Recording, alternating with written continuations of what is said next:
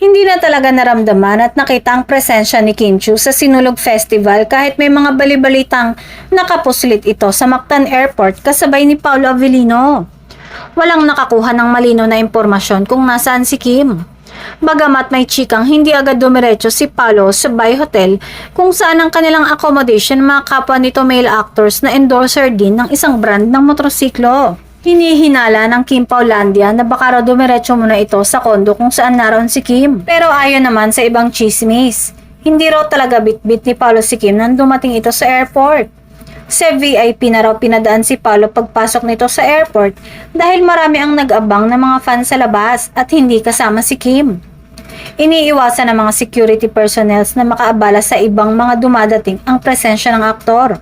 Kung sa bagay, umano ay big star nga si Paolo sa mga boses ng motorcycle brand. Nakasakay ito sa van kung saan naroon ang anak ng may-ari ng kumpanya at iba pang executives. Hiwalay ang van o coaster ni na Jack Roberto, Dominic Roque at iba pa. Isang araw sa pinagkaguluhan sa parada ay si Paolo lalo na nang tanggalin nito ang suot niyang shades. Samantala, nagpaandar naman si Kim sa kanyang IG kung saan pinost nito ang video habang nasa duyan sa isang isla. Ilang segundo, nagpalit ng frame at makikita ang aktres na naglalakad sa sandbar. Mahaba ang buhok ni Kim sa video. Marami naman ang mga fans na hinahanap si Kim sa aktor at kilig na kilig naman ang sabihin ni Paolo kung nasaan ang rumored girlfriend nito.